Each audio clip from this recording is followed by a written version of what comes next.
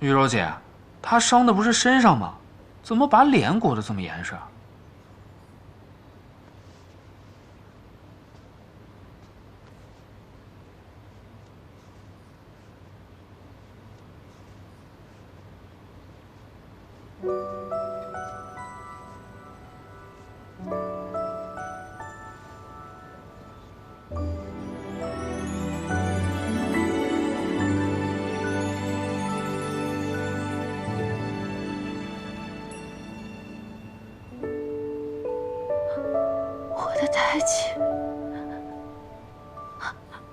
我的胎记没有了。原本就是个美人胚子，只是大家看到你的胎记，就会忽略你本来的样貌。现在好了，道乐，你觉得如何？啊，美。这神医真有本事。从今日起，你便脱胎换骨了。如今的模样，就算是左相的人站到你的面前，恐怕也认不出你。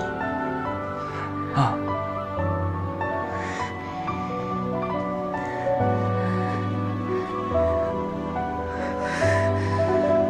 冯大人与我恩同再造。姑娘，快起来。大人，明珠的去处我已经安排好了。离京都300里之外有一户人家缺一个管事丫鬟，我与那户人家相熟，他们必定会善待明珠的。倒不失为一个好去处，那就让他好好养伤，过2日准备启程吧。雨柔姐，既然明珠已经变了模样，京都也没有人认识她，就让她留下来又何妨？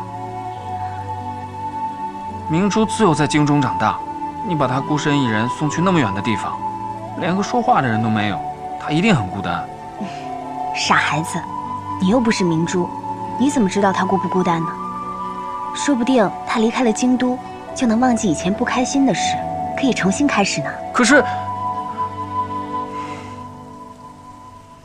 我会舍不得她。小叔，你看咱们府里也不怕多个下人，就让明珠留下来当个丫鬟吧。让她留下来吧。道乐说的不错，冯府也不怕养个人。嗯，不过，冯府不缺下人。啊？那明珠这个人已经死了，既然名字和身份要换，索性就做冯家小姐吧。小叔，你说真的吗？冯家败落之后，有几个旁支散落民间，早已无从查证，倒不如做我的远房表侄女。小叔，那既然要换个新的名字，这个新名字就由我来取吧。以你的学识，怕是要花些心思了。名字一定要好听些，不然我冯家的表小姐一定会饶不了你。小叔，你放心，我现在就去告诉他。大人，将明珠留在府里，真的没问题吗？我不相信以我的能力，还保护不了府里众人的安危。再说，你看他多开心，他难得求我一次，总得答应他一次吧。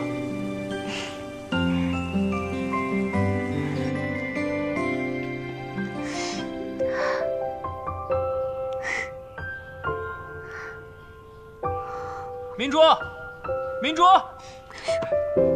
明珠，小叔说了，安全起见，要给你换个名字和身份。他说让我给你取个新名字。让你取啊？你会取吗？梅兰竹菊什么的，都太一般了，太多人取了。你是个很特别的女子，一定要起个特别的名字，才能配得起你冯家表小姐的身份。表小姐，我吗？小叔说了，以后你就是他的远房侄女。叫什么好呢？你觉得冯小珠怎么样？你才小猪。哎，不是，我说的是明珠的珠。我不想再和明珠这2字有任何关系。我不想再像过去一样任人摆布，像一只囚禁在牢笼里的囚鸟一样。哦，原来是这样，不想做囚鸟。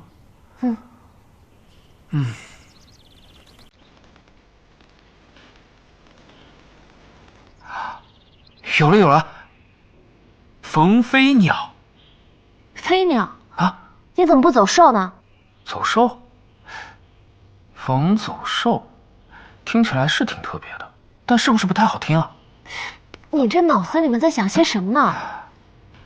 我就算是要做鸟兽，我也要做自由自在的那种，飞天之渊，月渊之鱼的那种。飞天之渊，月渊之鱼，飞渊，小渊，紫渊，紫渊，紫渊如何？紫渊，紫渊，这名字好，我以后就叫冯紫渊了。没想到你小年纪脑袋瓜还挺好使啊！你也没比我大几个月，别搞得像你是大人我是小孩似的。好，你是大人，你是道乐大人，胡子都还没长齐的道乐大人。你说谁胡子没长齐呢？我长了胡子，你只是没看到。你要不要仔细看一看？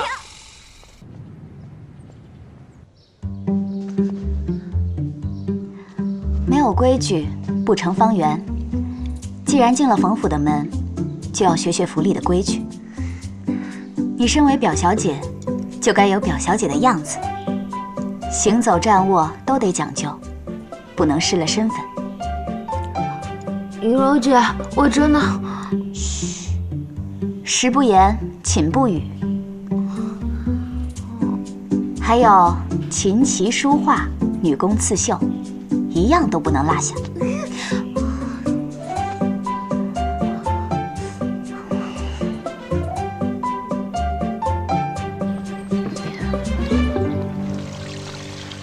表小姐，您别这样，大人看了会骂我们的。可这是我的衣服啊！您把我们的活都抢了，那我们可怎么办啊？就是啊。喂，表小姐初来乍到，府里的规矩都还不懂，你们可不要借机欺负她。哦，没有啊，他们是想帮我来着。我看今天天气挺好的，就想把这脏衣服洗一洗，结果他们非要抢着做。原来是这样，你们先下去吧。是。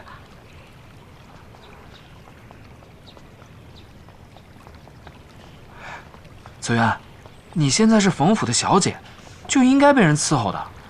我以前在安侯府当婢女当习惯了，他们成天使唤来使唤去的，现在让我去使唤别人，哎呀，我真的是不太适应。你还是去跟冯大人说说吧，表小姐的规矩这么多，我做不来的，把我送到远一点的地方去算了，我可以照顾好我自己的。不行，这怎么行啊？让你做冯家小姐是为了掩人耳目，怎么能说不做就不做？可是，我一想到要学规矩，我就从头疼到脚。你为了救东岳姐，往自己身上捅刀子的事情都干了，这些规格礼仪的规矩，不会难倒你的。可是，别可是了，紫渊，你现在是冯府的小姐，今后咱们就是一家人了。放心，我一定会帮你重新适应这个新的身份。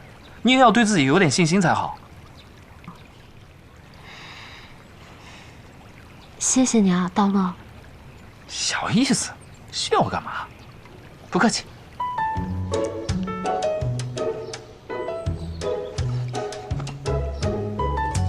慢一点。水洒了。不准扶，自己站起来。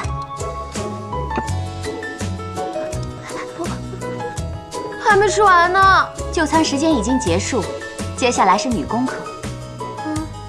虽然闺阁小姐不以女工谋生，但是丝毫不会，也是说不过去的。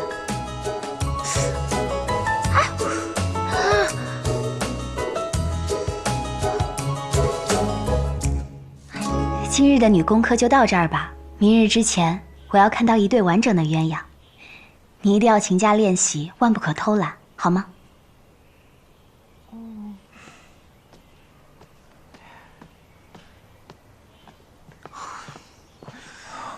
你手没事吧？没事。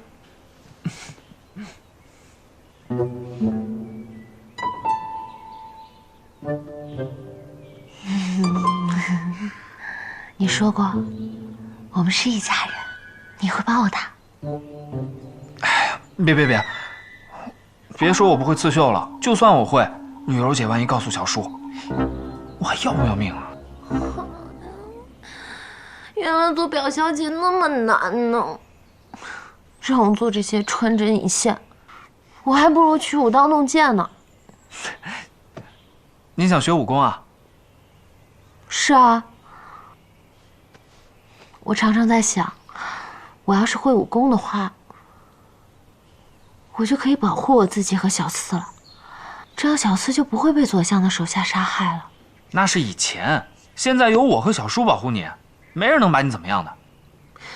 我不想做总被保护的那个，我想要学武功，保护我自己身边的朋友和家人。可是，武功这东西得从小学。你现在，你什么意思啊？你嫌我老实不是？不是，我的意思是说，我又没有找你学，你不就算了，我找别人学去。那你找谁学？整个京都比我武功高强的人没几个。反正就不找你学。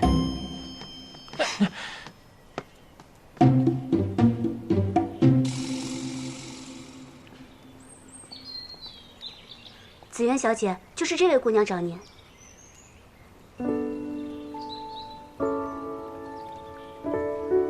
下去吧。是。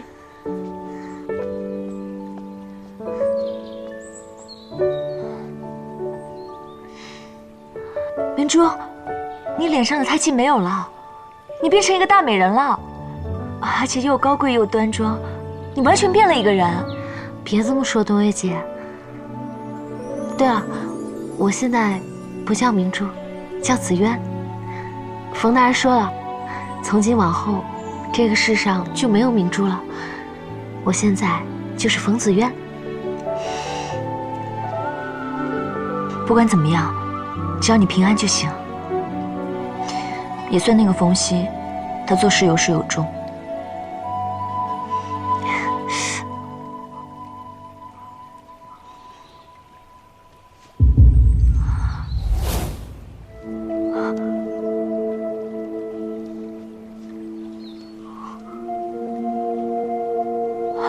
他虐待你？没有的事。都什么时候了，你还替他隐瞒？我就知道这个人没有什么好心。不行，我找他算账去。哎，你误会冯大人了。哎，你等等我。你这个人太阴险狡诈了。之前红娥替死的事情我还没有跟你算，现在明珠又在府里弄得全身是伤，你到底想怎么样啊？他浑身的伤是他自己弄的，与我何干呢？东月姐，这些伤真的是我自己弄的。你别怕他，我要把人带走。哦，带走啊，可以。走，100两黄金。你疯了吗？什么都能用钱来计算吗？我收买狱卒，买通监斩官，治好他的伤，把他的胎记去掉，花的钱七七八八加起来，只会多不会少。看在我与你这么熟的份上，只收你黄金100两，银货2器，随时走人。你太过分了！我没钱。啊，没钱啊？没钱，人你可带不走。大人真的没有虐待我，放心吧，我一定会想办法把你接出去的。要不这样，最近冯府要赶制一批绣工，要在年底完成。虽然不着急，但是量大。紫渊一直在通宵做工，你若是愿意，可以来冯府以工抵债。我做。大人，请允许我帮东月姐一起做。好，紫渊可以帮你，你可要信守承诺才好。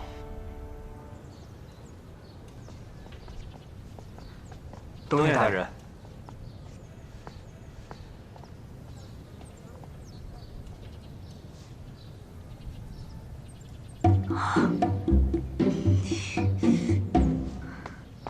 你怎么把马车停门口了？不停在这儿，我怕你找不到我的车呀。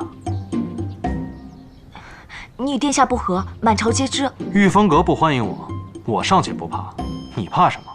莫非你怕我进去之后与三皇子起了冲突，不知道该帮谁？哼，我定然是不会帮你的。哦，是吗？你若不帮我，我又怎么会让你把紫渊带走呢？你无耻！走，回府。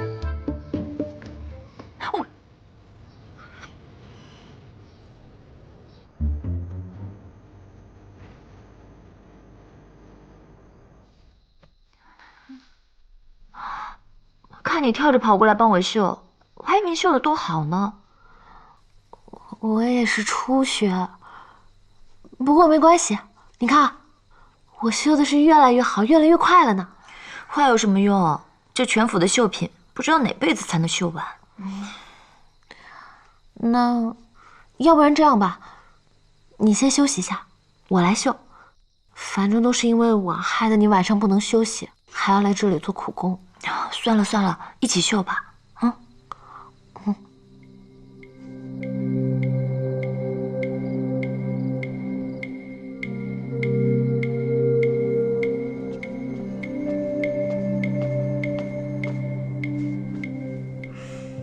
喂，你一晚上都来好几次了，到底是来安慰我们的，还是来监工的？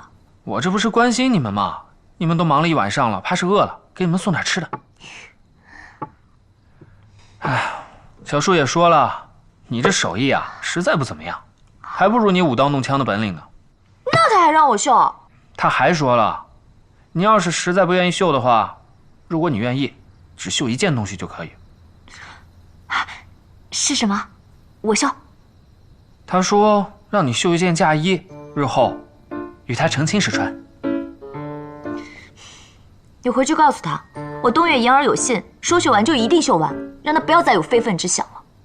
你现在吃的夜宵也是他让我准备的。他说了，如果东岳姑娘愿意绣，就吃饱了，绣个够。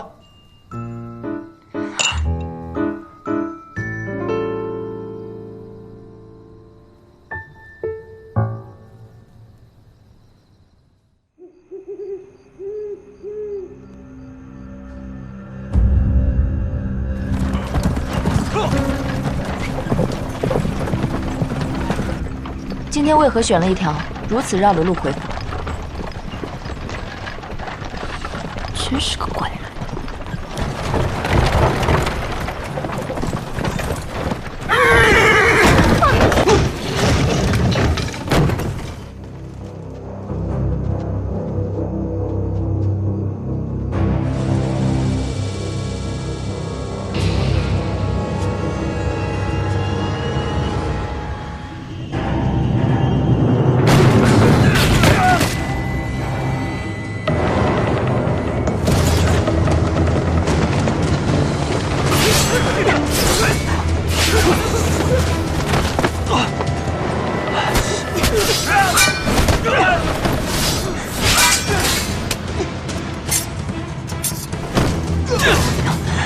快走！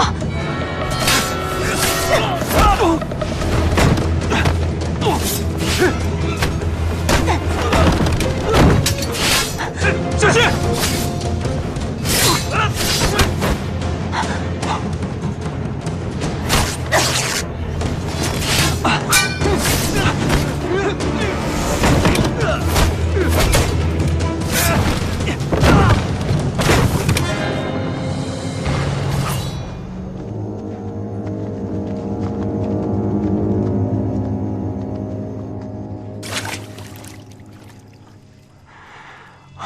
小树，你没事吧？我没事，你去查一下那些黑衣人的身份。今日我改变了行车路线，还是被人暗算了。我们这府里有戏做。打斗的时候，我看到有个黑衣人身上有个鹰爪的纹身。这是左相有所行动了。你查的时候仔细一点，别惊动了旁人。对了，东岳那边，我怕他一个人居住有危险，将他留在府中，多住几日。做得好。小叔，这2日上下朝，你可要多加小心了。既然有人不想让我多管闲事，那我就歇2天。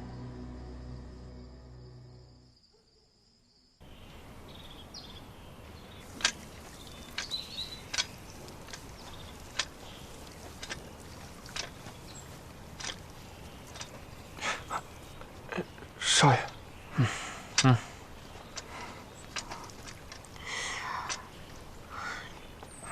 哎，你干什么呢？昨日小叔遇刺了。啊！我怀疑这府里有细作，所以过来巡视一圈，看看有什么可疑之人。道乐少爷，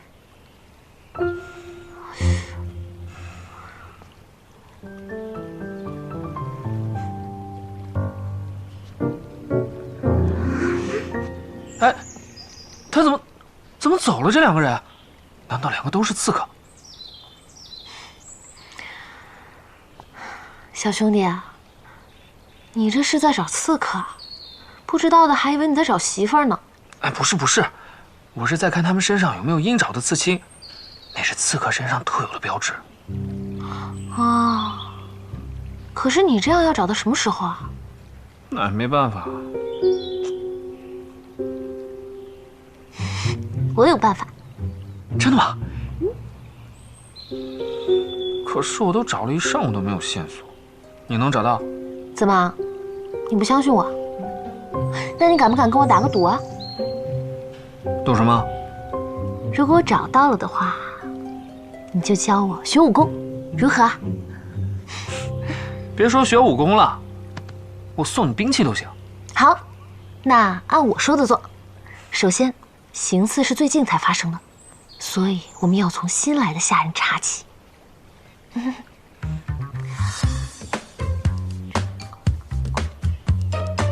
你们都是新入府的，府里的规矩可能你们都还不太熟悉。那个，众所周知，冯尚书无论身形还是样貌都是这个，所以冯府来的新人，自然要比旁人更有气质。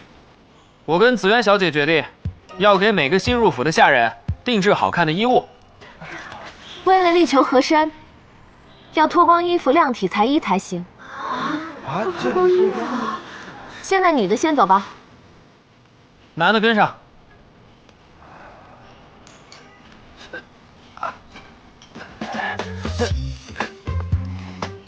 你怎么了？少爷，我肚子疼，我要上茅房。肚子疼，一会儿再去，先把衣服凉了再说。哦，大人小心，小心！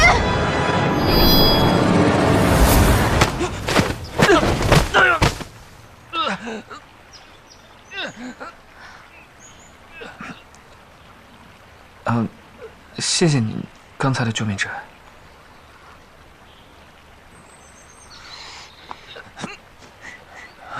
抓住！你说要教我学功夫的。我知道了。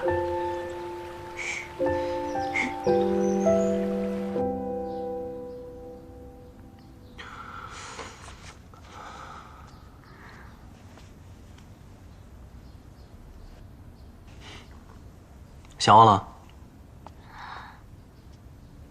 听说紫渊和道乐把刺客给抓住了。你怎么突然这么关心我府里的事呢？谁关心你？我是想关心那刺客的来路。哦，我给他放了。嗯？他这样的人，从他嘴里问不出来什么。我把他放了，才是对他最大的惩罚。被认出来的细作，不用我出手，自己人就会给他灭口。你真是毒得很。你过来就是问我这些啊？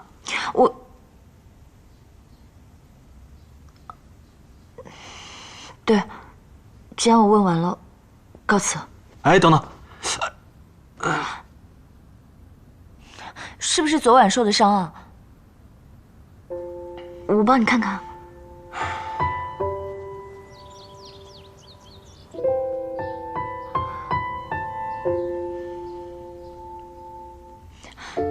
你怎么那么不自量力，非要给我挡刀？我能自愈，可你还是会受伤的呀。当时情况危急，我哪顾得了这么多？况且，若不是这一刀，我怎么知道你这么关心我啊？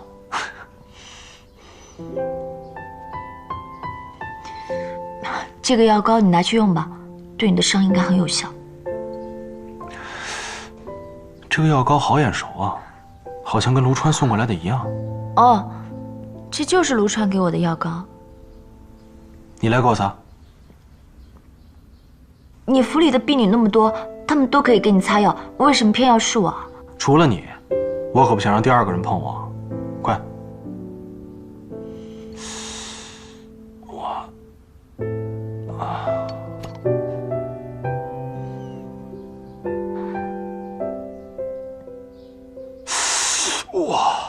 你这药膏里放了什么？你不会毒死我吧？怕是银丹草放多了。看来你对这药膏很熟啊，闻一下就知道什么放多了。是刘川告诉我的。是卢川告诉你的，还是你送给卢川的药啊？看来大人好多了，都有心情跟我开玩笑了。你明明就很在乎我。上次我弄伤了胳膊，你虽然不来看我，却让卢川送药给我。你若早说那药是你送的，我早就用了，白费了你一片心思。你自己留着擦个够吧。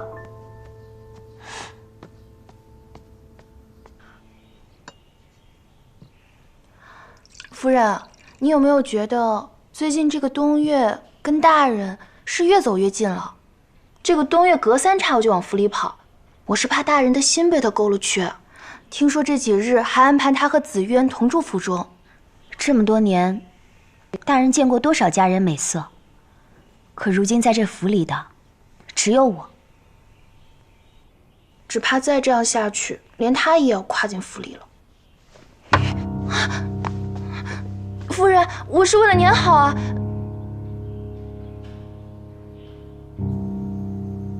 相爷，昨日深夜行刺后，营里探子来报说，交手时看到东岳胸口有火气伤。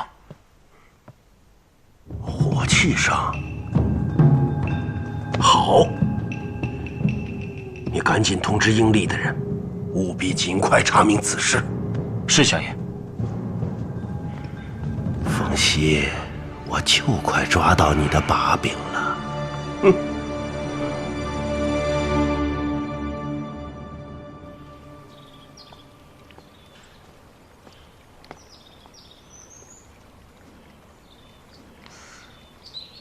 紫渊，原来你在这儿啊！下去吧。是。难道真的是我误会了冯熙？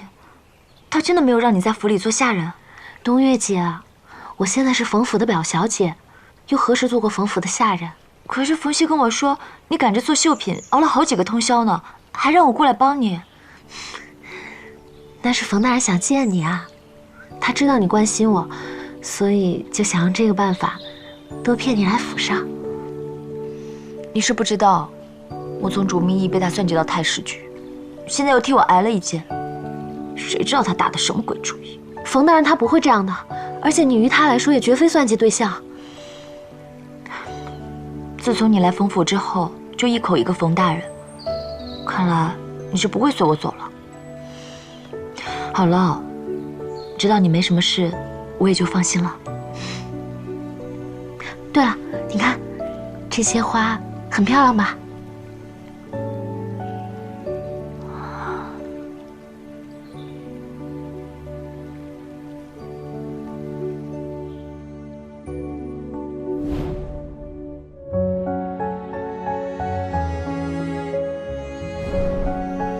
这些花好像叫什么？哎，叫什么？风前月下，冬青花开。对，就是冬青花树。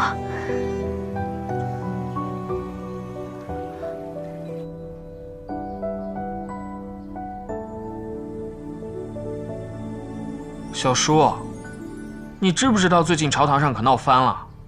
左相和定远侯的人啊，为了削藩的事，可都快吵翻天了。你倒好，陛下呀，左右为难，被夹在中间，就等着你呢。那也没办法呀，我这伤还没好，如何上朝啊？人贵妃娘娘都问起了，说你这伤这么久都没有痊愈，要不要找个御医来给你看看？你去跟我贵妃姐姐说，她弟弟吉人自有天相，没什么大事，只需要静养几日。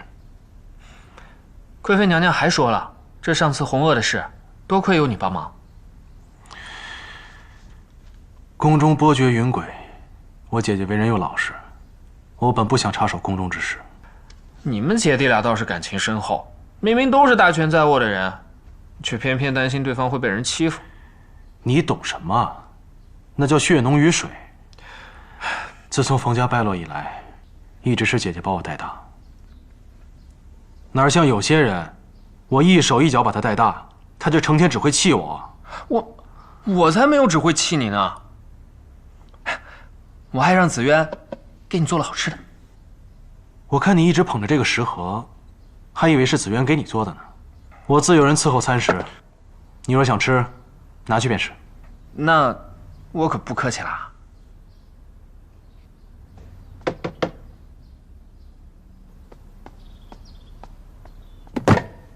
我好心好意帮你擦药，你却一点都不珍惜自己的身体，你这吃的都些什么呀？幸好刚才碰到婢女给你送午餐，才结下了这个食盒。小叔，你就吃这些东西，那病怎么好啊？你故意吃这些发物，加重伤势，你是馋疯了吗？难道他是为了骗我天天照顾他？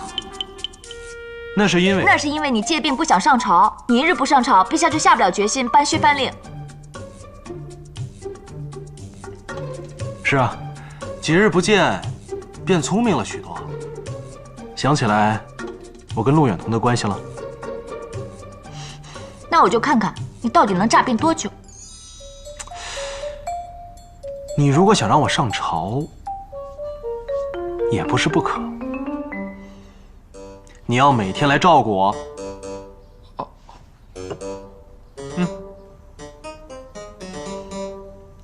你要每日来我这里，亲自来给我上药。免了，我怕拉坏了你的伤口，你就更有机会借口不上朝了。你既然爱在家歇着，就好好歇个够吧。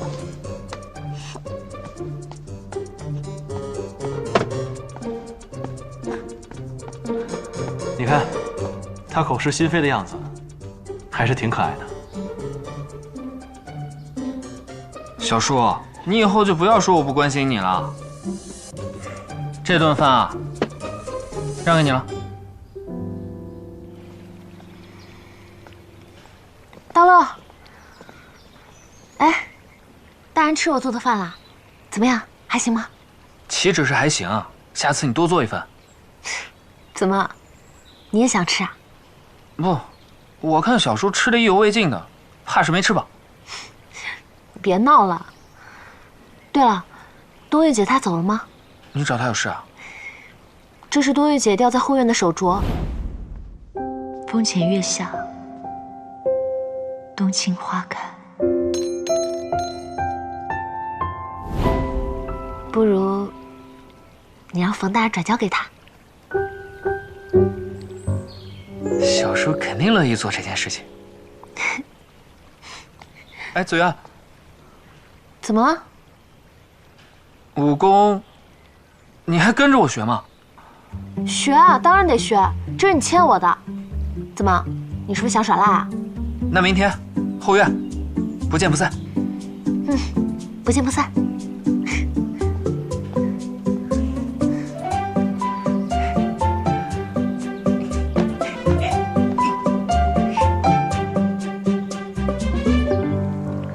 听说你这几日常去冯府，不知冯熙的伤势如何了？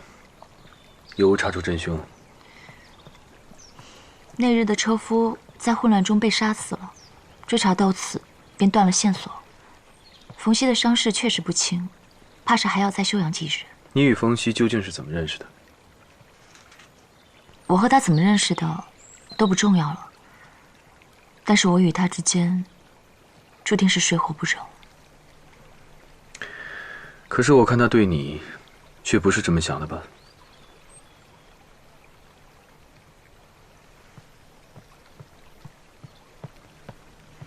殿下，东岳大人，这是冯尚书派人送来的。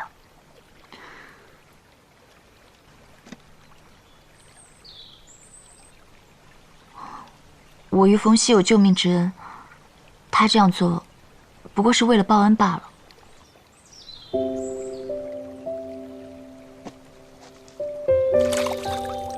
呀！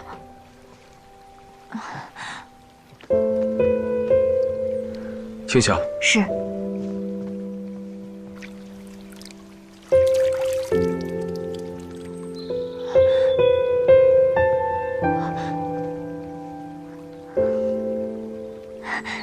谢谢啊，坏事而已，不必兴师动众。可是我刚刚看你，好像挺在意的。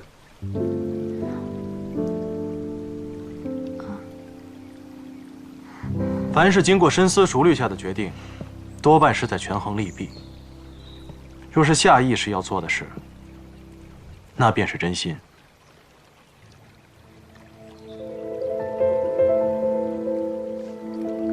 殿下，有些事，懂的人他自然会懂，不懂的人，跟他说了，也是白费口舌。这冬青枝的意义，我和东岳懂就好了。这里是御风阁，你来这里干什么？我来物归原主。这不是我的镯子吗？怎么在你那里啊？是啊。你的镯子怎么会出现在我的书房呢？你在这御风阁流连忘返，莫要忘记答应帮我上药的事。你胡说些什么？告辞。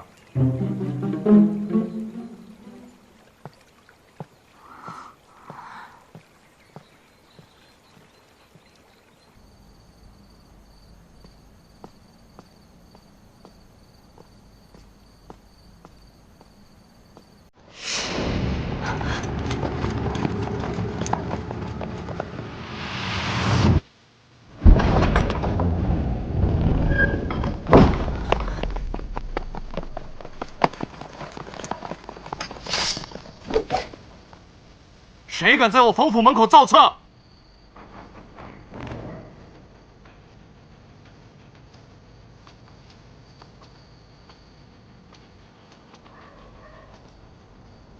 左相，你怕是老糊涂了吧？这是尚书府，不是你的相府，别想在这为所欲为。不知道是谁为所欲为，包庇刺客，欺君犯上。只怕东岳胸前的火气伤痕还没有消退吧？尚书大人，敢不敢当面对质？放肆！东岳是我的女人，你竟敢让她出山，她胸前有没有伤，我还不知道吗？看来你是要死撑到底啊！放心，只要东岳入了大牢，我自会找宫中女官为他验身，到时候有没有伤痕，自然会真相大白啊！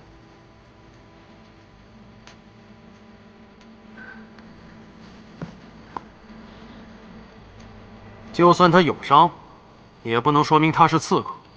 我倒要看看，谁敢在我家门口造册！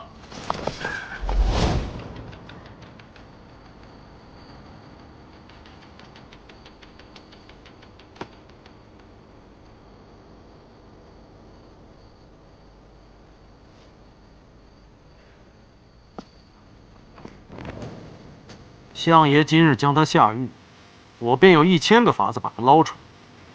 不过是一处旧伤而已。我倒要看看，陛下已经盖棺定论的案子，相爷还能翻了天去？冯大人乃是朝廷命官，你如此包庇疑犯，我倒要看看陛下会先治谁的罪。看来相爷是铁了心的要跟我过不去了。我冯某从一介布衣走到现在，没有任何的本事，就是不受人胁迫。日后相爷要重用之人，我偏要打压；相爷要减税，我偏要增赋。相爷年迈，我却少壮，别的比不过，我可以跟相爷斗命长。你为了这个女人，竟然做到一点余地都不留。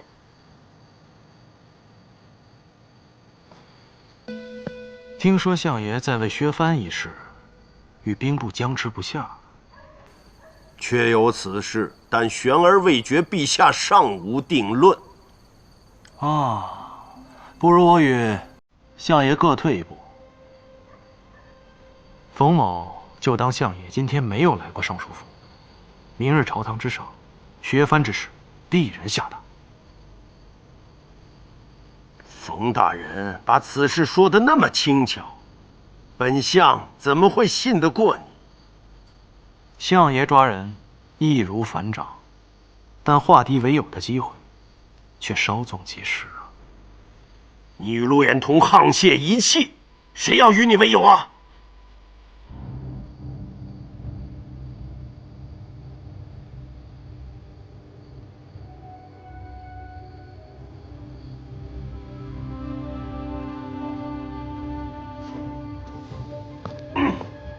说。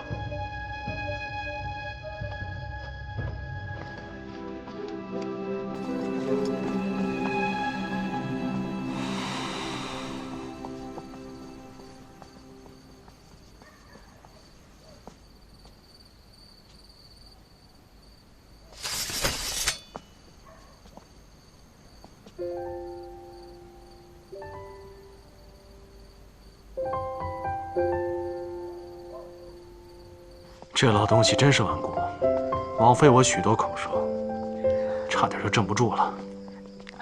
你的伤口又疼了吧？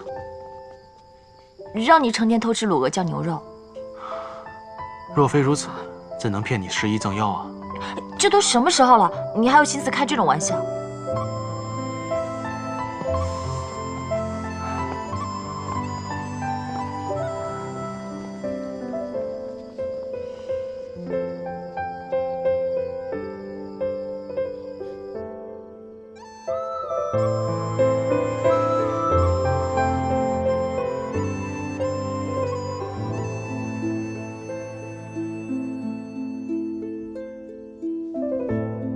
东岳是我的女人，你为了这个女人，竟然做到一点余地都不留。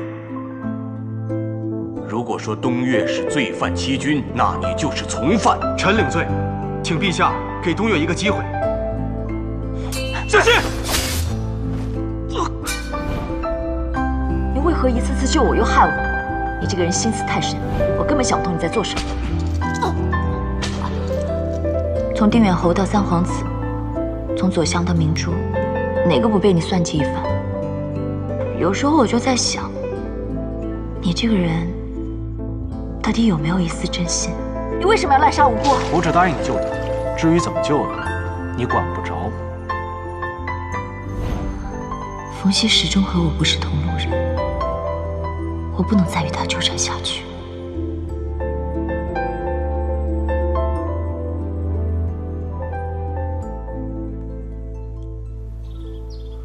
你说你今天就要搬回去？嗯。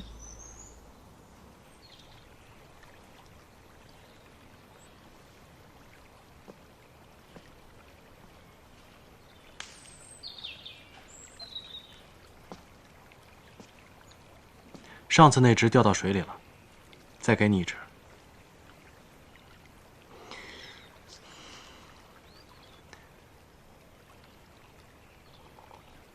风前月下，冬青花开。此情此景，是不是很熟悉呢？你的伤口还未痊愈，不好好休息，又何必为我做这些呢？只不过赠你一只冬青枝罢了，何必如此感动呢？这世上，只要你喜欢的，我都会亲手放到你面前。你明知道我说的不是这些，你屡次犯险救我，值得吗？我说值得就值得。你我之间的关系，不过是为了掩人耳目罢了。你又何必次次搞得天下皆知呢？怎么，我救你，反倒是我错了？我要杀陆远通，你要救他，你我本就不是一路人。你又屡次救我，只不过是徒增烦恼罢了。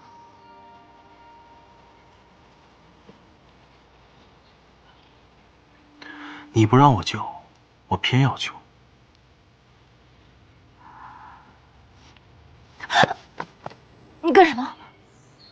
什么掩人耳目？我对你从来都是真的，你自己心里也知道，只是你不敢承认罢了。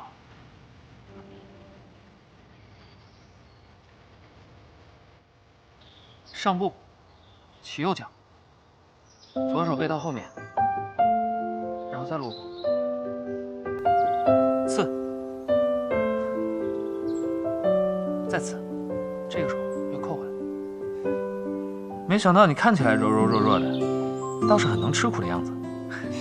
当年小叔逼我练功的时候，练得我浑身酸痛，我每天就想着怎么躲开他。你倒好，每天主动跑过来找我。我虽然没有冬月姐那么武功高强，但至少以后遇到什么危险，我能保护我自己，不会连累你们。你一定可以的。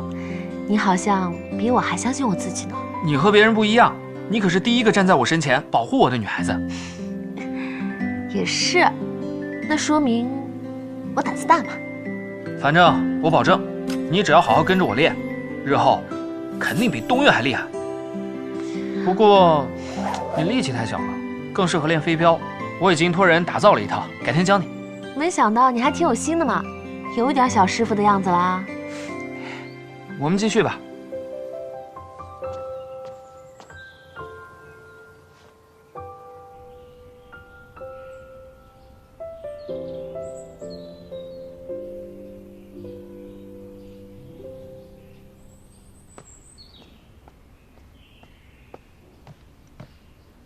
殿下，发生什么事了？此事与冯尚书有关，东岳大人和冯尚书关系密切，还是不要过问的好。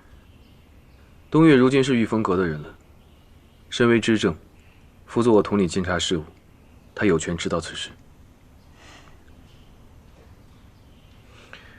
几个月来，兵部侍郎吴雄借清点库存，将部分军械一号冲刺，当成报废物资，在库存清单中勾出。那批军械现在何处？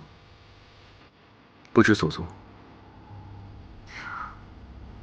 你是怀疑冯熙勾结吴雄，倒卖军械？这是兵部尚书殷实发现的。联系吴雄的人，似乎与陆远彤那边有关。你的意思是，这些军械都是要卖给陆远彤的？吴雄进入兵部是冯熙举荐的。最近有人看到吴雄频频出入冯府，这件事断不可能是吴雄一个人干得出来的。东岳，我知道你与冯熙关系很好，但此事非同小可。贩卖军械的事一旦坐实，只怕冯熙跟陆远彤都承受不住天子之怒。大人，这是兵部这个月耗损军械清单，请大人过目。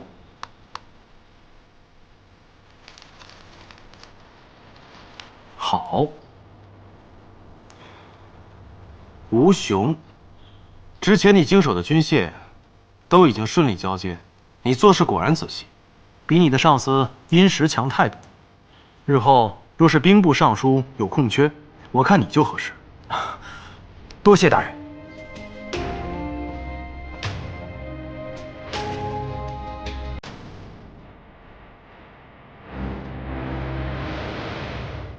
殿下，我相信冯熙不会做出这样的事。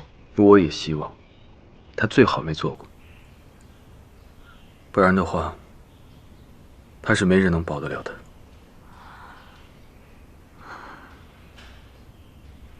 你是不是觉得我跟冯熙一直都是势不两立？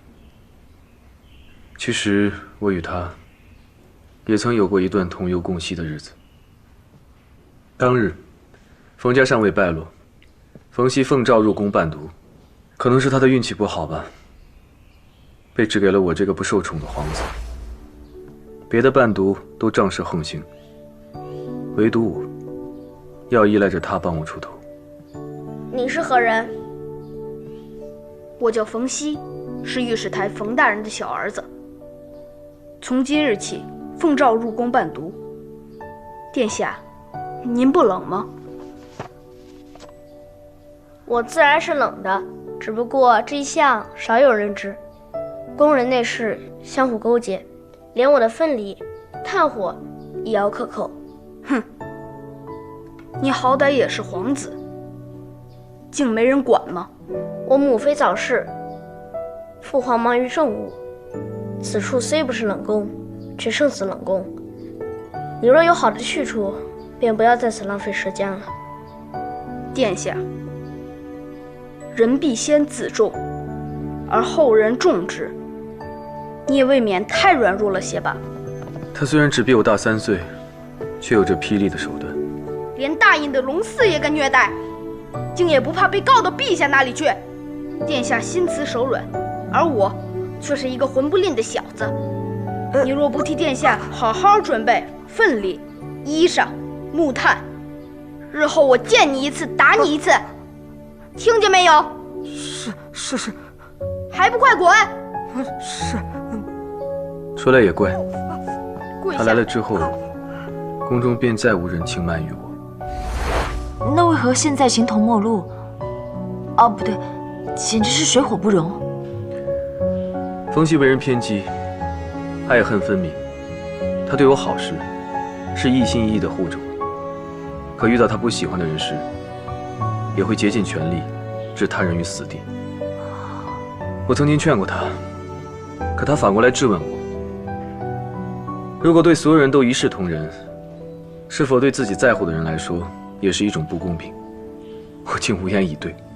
可直到有一日，他不再是为了喜恶，而是为了权力对付别人的时候，才触及了我的底线。殿下，我能明白你的想法。我绝对不会让任何人冤枉他，但我也不会偏帮他。贩卖军械一事，我势必追查到底。更何况，这是扳倒陆月东绝佳的机会。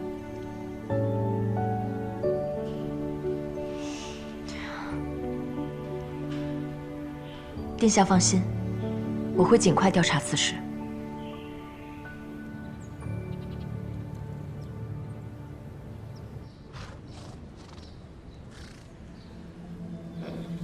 冯大人，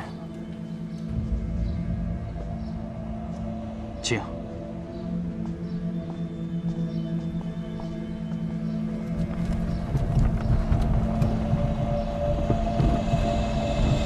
无斩。冯熙果然可疑。清晓。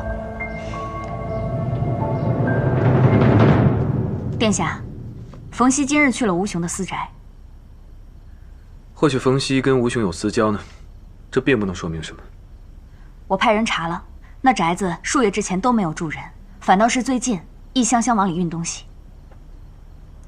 东岳，如果这宅子里确有冯熙的罪证，你怎么选择？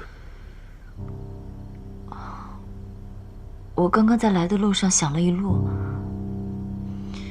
若是冯熙真的犯了大错，我也不知道该怎么办。或许也没有那么糟糕。放心，我会核实清楚那所宅子里所藏之物的。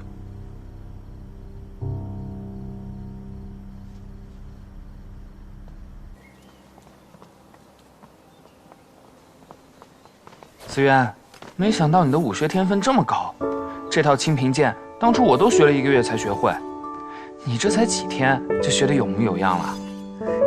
真的吗？那我是不是很快就能保护自己了？一定可以的。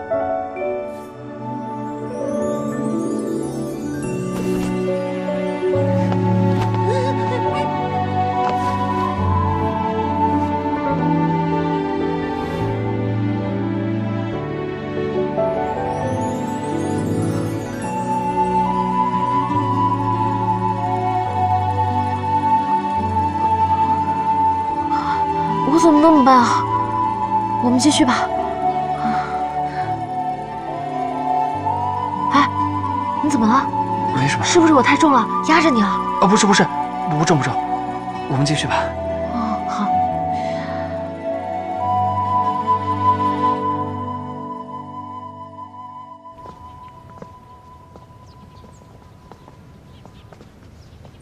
殿下，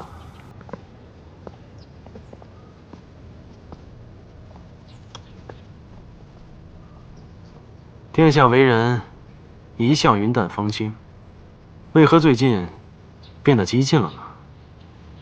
从前我只是一名闲散的皇子，任你胡作非为，却有心无力。如今我身为监察御史，自然要担得起这肃本清源的责任。哦，原来如此。我以为你是为了东岳跟我作对呢。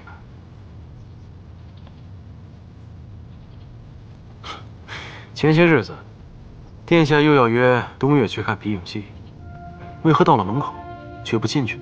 父亲竟然跟踪我，只是我的下人碰巧碰见罢了。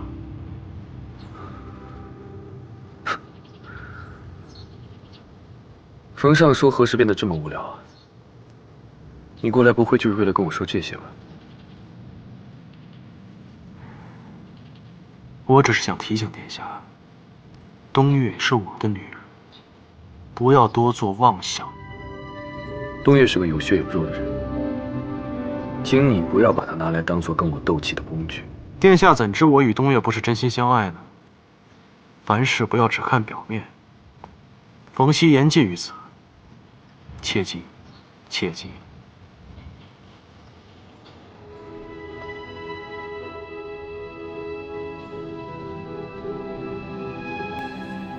陛下，御风阁自从插手监察以来，除了沿路之事得以清算，其他再无作为。微臣认为，御风阁并无大用。那些有能之士留在御风阁，只是尸位素餐罢了。御风阁做了哪些事，不需要向礼部汇报。官员任免是陛下决定的。冯尚书在这里指指点点，是否越俎代庖？东岳善占卜，熟礼法，与其让他在御风阁浑浑噩噩，倒不如来礼部一展所长。礼部可用之人无数，冯大人刻意抹杀东岳在御风阁的功劳，不过是想跟我抢人罢了。行了行了，别再吵了。陛下恕罪，是臣无状了。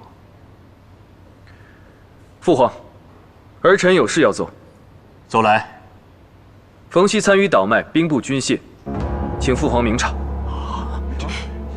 倒卖军械啊，这可是啥？殿下莫不是在开玩笑？我一个礼部的官，如何倒卖兵部的军械呢？哼，殿下想要诬陷我，也要找个好理由才是。近几个月来，兵部以受损为由，报废了一批军械，但这批军械从此便下落不明。儿臣查有实据，这批军械的失踪与冯熙有关。殿下这么说，看来是已经有了真凭实据了。对呀，星耀，你可有证据？证据尚在核实当中，不过儿臣所说的句句属实，绝不敢欺君。看来殿下并没有实证，所谓夷邻窃符。既然殿下自有主张，那要必须拿出证据来才行哦。星耀，朕知道你从小就不会撒谎，可是你为人善良，难免为奸人所利用。偷运军火，非同小可呀。儿臣已经开始着手调查，假以时日，一定能拿到冯熙倒卖的罪证。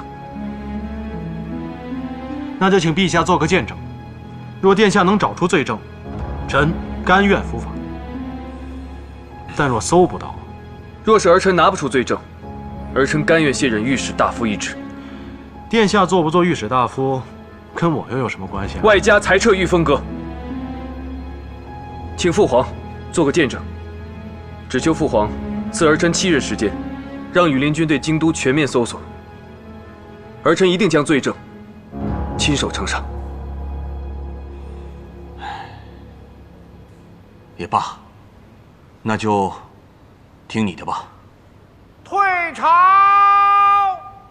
恭送陛下。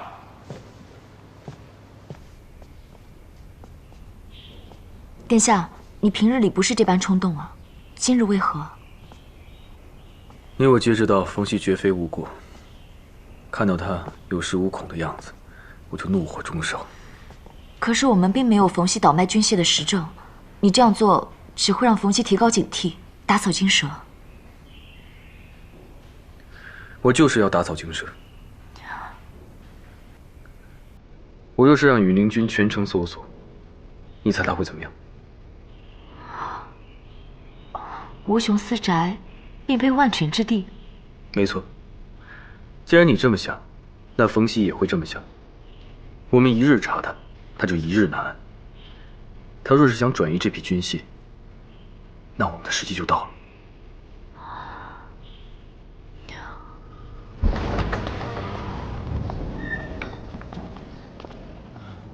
冯大人，安排的怎么样了？都已经安排妥当了。大人，请随我去看看。